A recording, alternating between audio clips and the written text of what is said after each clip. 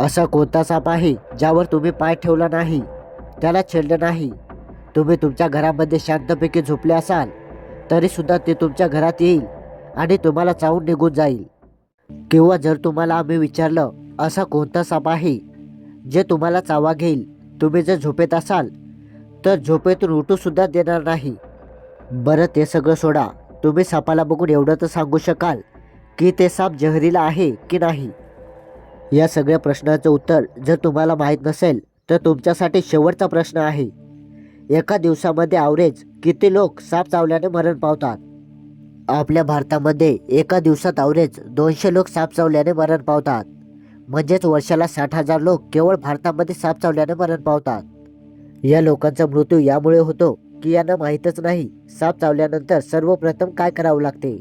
सगळेजण तुमच्यासारखे नसतात, कारण तुम्हाला माहीत आहे हे नॉलेज तुम्हाला जिंदगीभर कामी येणार आहे. जर तुम्हाला आम्ही विचारलं साप चावल्यानंतर तुम्ही सर्वप्रथम काय कराल, तर तुम्हाला विचार येईल की ज्या ठिकाणी साप चावला त्या ठिकाणी थोडं कापावं लागल किंवा कट मारावं लागल.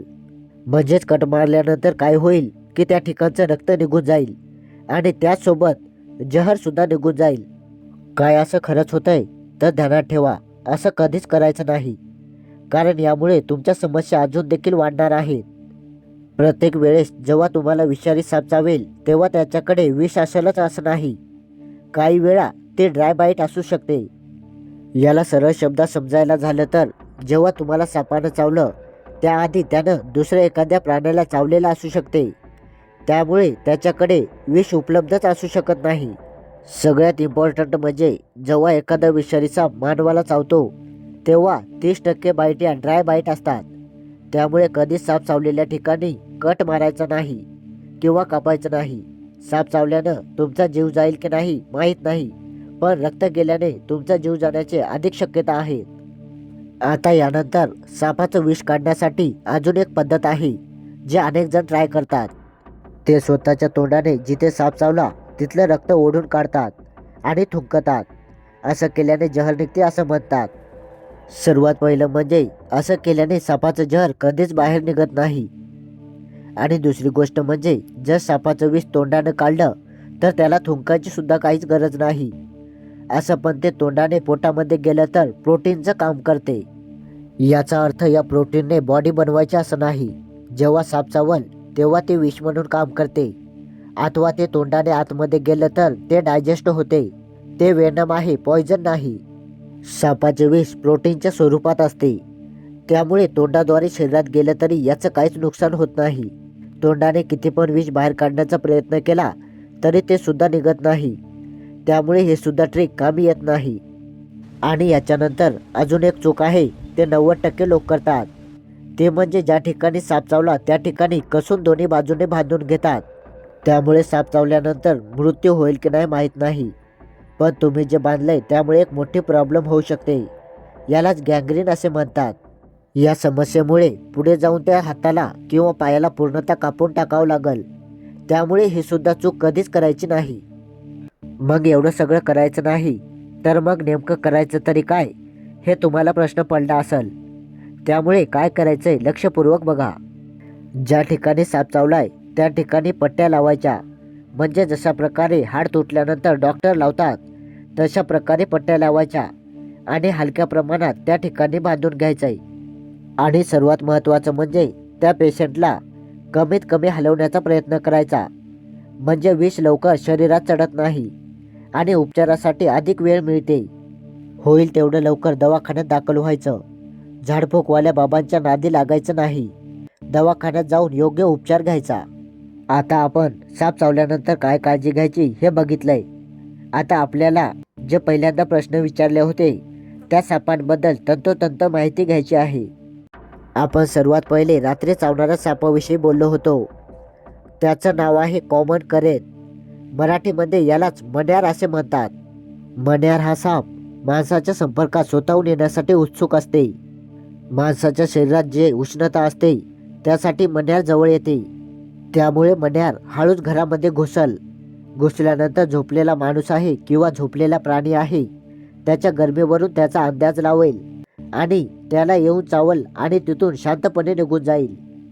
मण्यारचं खास वैशिष्ट्य म्हणजे याला जर आपण कसलाही त्रास दिला नाही तरी सुद्धा तो आपल्याला चावा घेतो. सर्वात महत्त्वाचं म्हणजे हे साप चावल्यानंतर एखादा मच्छर चावल्यासारखं जाणवते. त्यामुळे रात्रीच्या वेळी आपण यावर फारसं लक्ष देत नाही आणि आपला झोपेतच मृत्यू होतो. मण्यारनंतर भारतातील सर्वात विषारी सापांच्या गिनतीमध्ये येणारा साप म्हणजे इंडियन कोब्रा. यालाच आपण नाग म्हणतो. जेव्हा सापाने फणा काढला तेव्हा त्याच्या फण्यामध्ये चष्म्याचा आकार दिसला किंवा 8चा आकडा दिसला तेव्हा ते साप स्पेक्टिकल कोब्रा आहे असं समजून जायचं. या सापापासून कमीत कमी 6 ते 7 फूट दूर राहायचं, कारण हे जेव्हा फुंकार मारते तेव्हा त्याच्या फुंकारसोबत विष उडून येऊ शकते. हे सुद्धा आपल्यासाठी नुकसान करू शकते. या सापाचं एक अत्यंत महत्त्वाचं निगेटिव्ह आहे. जर या सापाचा दंश लागला तर वाचण्याचे चान्स सर्वात कमी आहेत. परंतु याची एक सर्वात पॉझिटिव्ह गोष्ट आहे, याला जोपर्यंत कोणी त्रास देत नाही तोपर्यंत ते कोणाला चावा घेत नाही. त्यामुळे हा देखील साप भारतातील सर्वात विषारी सापांपैकी एक आहे. आपल्या लिस्टमधील 3ऱ्या नंबरचा सर्वात जहरीला साप आहे रसल वायपर. यालाच आपण मराठीमध्ये घोणस म्हणून ओळखतो. घोणस या सापाचं एक वैशिष्ट्य आहे, हे सारखं फुंकार मारत असतो. घोणस हा साप जास्त करून खडकाळ भागामध्ये आढळते. ज्या ठिकाणी दुष्काळ आहे त्या ठिकाणी हे साप जास्त प्रमाणात आढळते. घोणस या सापाचे वैशिष्ट्य म्हणजे याच्या अंगावर साखळीसारखे गोल टिपके असतात आणि हे साखळीचे आकार 3 ठिकाणी असते. या सापाचं एक पॉझिटिव्ह साईड आहे, चावा घ्यायच्या आधी हे चेतावणी देते.